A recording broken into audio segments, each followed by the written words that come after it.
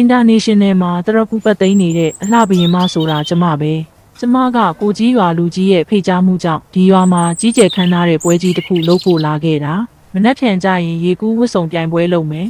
ပြိုင်ကျင်တဲ့သူတွေကျမစီမှာပြိုင်ပွဲကြီးတသိန်းနဲ့စရင်လာသွင်းကြပါလို့ကြေညာခြင်းပါတယ်တို့လည်းပြိုင်ရမှာပေါ့ဒါပေမဲ့ရေကူးဝတ်စုံဆိုတာဘာကြီးလဲကျမကအပြိုကြီးဆိုတော့အဲ့ဒါတေးမသိဘူးရေချိုးရင်ဝတ်တဲ့ဟာကိုပြောတာမလားဟုတ်တာပေါ့ကျမအဝေးကြီးကနေလာရတာဆိုတော့ပင်ပန်းလို့နားတော့မယ်ပြိုင်ကျင်တဲ့သူတွေပတ်စံတသိန်းနဲ့စရင်လာသွင်းကြနော်ကျမရဲ့ရေချိုးဝတ်စုံပြိုင်ပွဲကိုပြိုင်ကျင်လိုက်တာယောက်ျားရဲ့ကျမပြိုင်ရင်ရှင်ကျမကိုအားပေးမှာလားအားပေးမှာပေါ့ဗျာမင်းကအခုချိန်ထိလှနေတော့မယ်မင်းနိုင်ရမှာတေးချတယ်ငါကိုယ်တိုင်မင်းကိုစရင်သွင်းပေးမယ်အဲ့လိုလုပ်လို့မရဘူးဘလို့မှမဖြစ်နိုင်ဘူး